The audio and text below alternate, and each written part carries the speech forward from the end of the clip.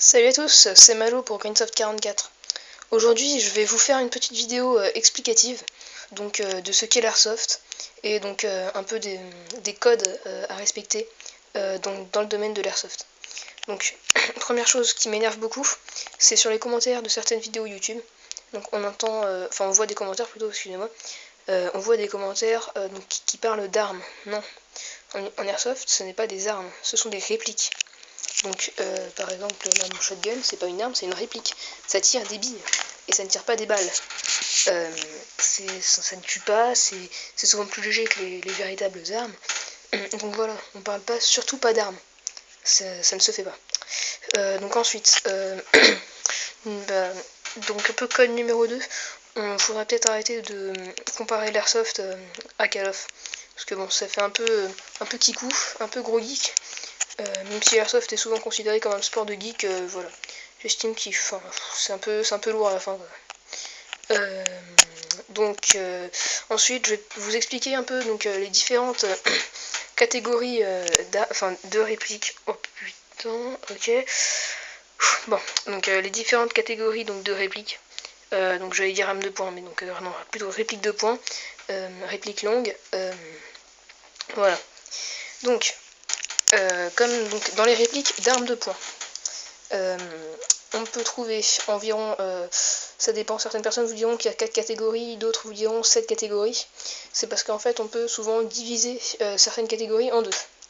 Donc on trouve en premier lieu les répliques les moins chères, donc ce sont les springs.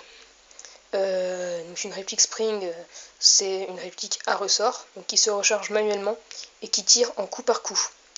Donc coup par coup, ça veut dire que c'est une cadence de tir qui est très très faible. Ensuite, en numéro 2, on a les répliques spring, donc ne coûtent pas cher du tout, enfin souvent sont à très très faible prix. Et si vous voulez une bonne réplique spring, il faut compter au minimum 25 € sur certains sites spécialisés d'airsoft.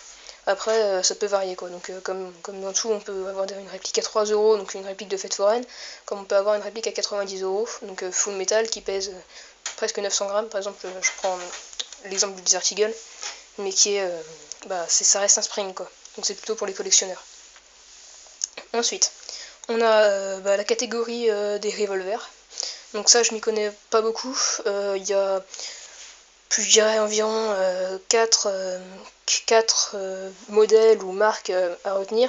Donc déjà pour ASG, ils ont deux modèles. Enfin, deux modèles après qui ont des sous-catégories. Donc le plus connu, le Dan Wesson, et je pense le plus populaire. Donc le Dan Wesson et les 357 Zastava. Donc les revolvers full plastique, mais premier prix quoi, donc 40 €. Vous avez un revolver à gaz qui tire sur 0,7 joules, je crois. Donc c'est pas mal. Voilà, donc j'ai un copain qui le possède, donc je vous dis ça comme ça. Les Dan Wesson, donc aussi pour Humarex, les Ruger Super Hawk, des répliques qui atteignent souvent plus de 2 joules. Vous pouvez en avoir à 1 joule 5 comme vous pouvez en avoir à 4 joules. Ça c'est souvent par les chefs de partie, c'est interdit. Souvent interdit par les chefs de partie parce que ça fait très mal. Donc comme vous vous en doutez, 4 joules, ça pique. Sinon, c'est déjà plus considéré comme une réplique, mais comme une arme de 7ème catégorie, si je dis pas de conneries. Donc il faut un permis pour posséder ça. Enfin, une déclaration auprès de la préfecture, je crois. Ensuite, toujours pour les revolvers, il y a les Colt Python, donc de chez Colt, bien sûr, qui coûtent souvent bien plus cher. Et là, à ce moment-là, les Colt Python, c'est vraiment pour les collectionneurs parce que ça coûte peut-être 250 €, 300 €, et ça a une puissance de 0,5 joules, donc impossible de jouer avec ça en partie, c'est pas assez puissant. Voilà. Ensuite, on a donc ça c'était les revolvers. Ensuite on a une catégorie assez peu connue et assez peu utilisée. Donc les répliques AEP, donc Airsoft Electric Pistol, donc les pistolets électriques. C'est assez rare, assez peu utilisé en partie, parce que c'est peu puissant. Ça atteint rarement au-dessus de 0,5 joules.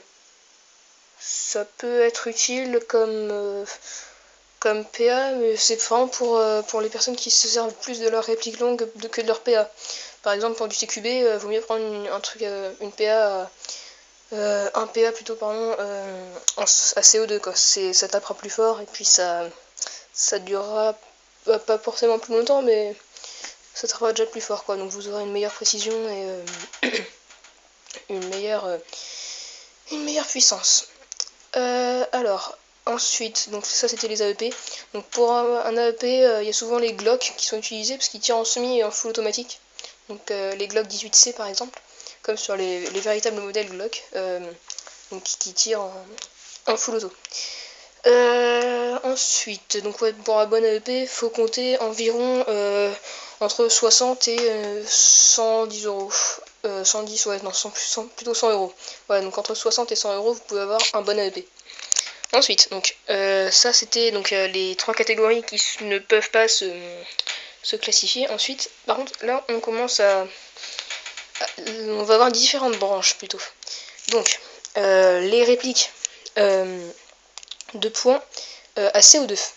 Donc, elles ont souvent une forte puissance, donc souvent supérieure à 0,8 joules, mais plutôt inférieure à 0,5 joules.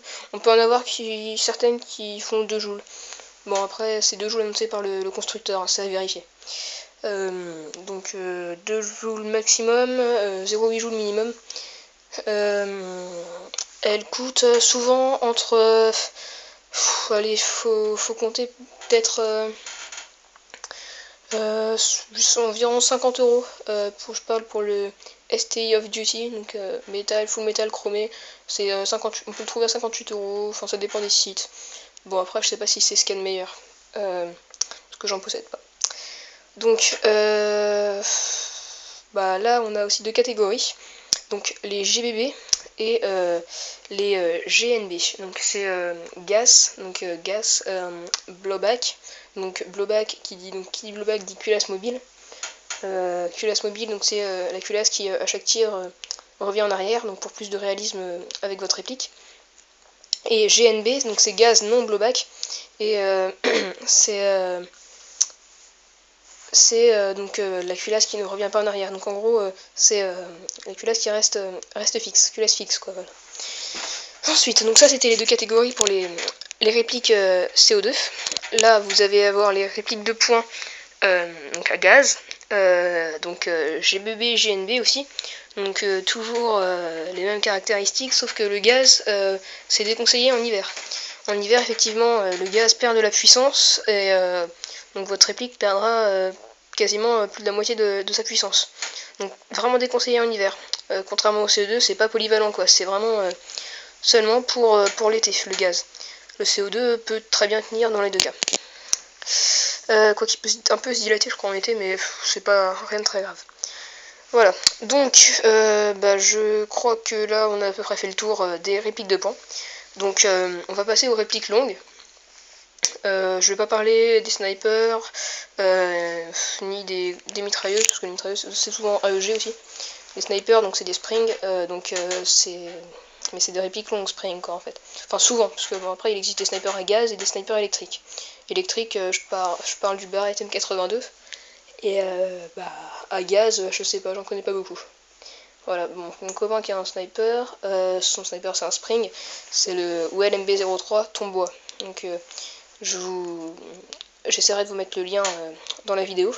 Donc il l'a acheté sur le site Lily Follies Airsoft. Donc en fait beaucoup de personnes de notre team commandent là-bas. Donc moi mon shotgun je l'ai acheté là-bas aussi. Et j'ai un copain, et j'ai commandé un G17, donc G17 Spring, qui devrait arriver d'ici une semaine. Voilà. Donc temps de livraison très rapide et beaucoup de fiabilité, donc les colis sont bien emballés, bien protégés. Voilà. Donc j'en étais où? Oui, donc aux répliques longues AEG. Donc répliques longues AEG, donc qui dit électrique, donc c'est les plus répandus, hein. C'est vraiment les plus répandus. On peut en trouver à 50 euros, comme on peut en trouver à 1000 euros mais c'est des répliques de collection à ce moment-là, c'est des Thompson chromé, enfin voilà, des trucs comme ça, mais genre métal et bois. Bon, en partie, pour une bonne AEG, il faudra compter, une AEG jouable, faudra compter peut-être je sais pas, peut-être une centaine d'euros pour le premier prix. Premier prix, enfin vraiment acceptable. Et après, ça peut aller jusqu'à 350-400 euros quoi, pour un parti. Après, c'est de la collection, c'est plus pareil. Donc voilà, donc c'est les premiers prix, donc c'est souvent les packs débutants qu'ils vous proposent sur les sites ou dans les magasins. Je vous les conseille pas parce que c'est pas très c'est pas fiable, ça coûte 0, ça fait du 0,5 joules, ça coûte 50 euros, mais 0,5 joules vous aurez aucun plaisir en partie, ça tirera pas plus de 20 mètres quoi, donc c'est relou. Autant le dire et l'annoncer. Donc les répliques longues à gaz, je m'y connais moins.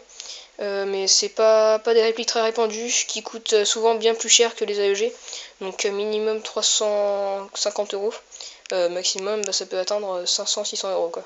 Et les répliques à CO2, les répliques longues à CO2 c'est exactement la même chose, donc c'est grand maximum, 700 euros, et puis minimum c'est 350 euros aussi quoi. Donc c'est des prix bien plus élevés pour des performances qui durent moins longtemps. Après c'est mon avis, hein. Certains préféreront les répliques longues à gaz ou à CO2, ça dépend. Voilà, donc les snipers c'est aussi 3 catégories, bon, je vais vous en parler un peu finalement, puisque j'ai mon temps, donc j'ai tout mon temps. Donc les snipers c'est aussi donc 3 catégories, donc AEG, Spring et gaz. Je crois pas que ça existe, dans les snipers CO2 je crois que ça existe pas. Donc seulement donc gaz, électrique et spring. Les snipers les plus répandus étant les spring, c'est aussi les moins chers. C'est à partir de 65 euros sur Taiwan Gun. Taiwan Gun c'est un site polonais que beaucoup d'entre vous connaissent je pense, qui fait des prix extraordinaires sur des répliques assez haut de gamme. Donc c'est disons 65 euros pour le Well MB03. Donc voilà, comment...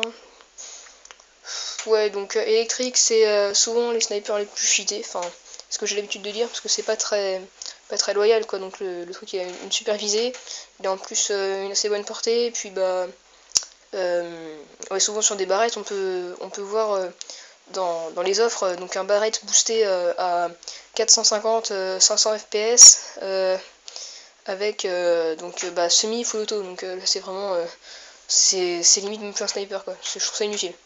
Voilà, donc c'est pour ça que je vous conseille pas les snipers AEG. Sauf si vraiment vous êtes un gros bourrin et que vous avez envie de défoncer tout le monde. Les snipers à gaz, c'est plus pour du tir sur cible. Moi, pour les parties, bon après certains les utiliseront aussi en partie quoi. Bon, c'est assez puissant, c'est précis. C'est pas mal, franchement, ça peut aller. Voilà. Donc, je crois que c'est à peu près tout ce que j'avais à dire. Oui, donc en spring, il y a bien sûr les fusils à pompe. Les fusils à pompe, il y a 2 catégories, donc c'est pareil, donc à gaz et spring. Donc moi c'est un spring. Les gaz c'est peu répandu, ça coûte beaucoup plus cher et faut les recharger en gaz à chaque partie quoi. Voilà, donc je crois que c'était tout ce que j'avais à dire, cette fois-ci c'est bon.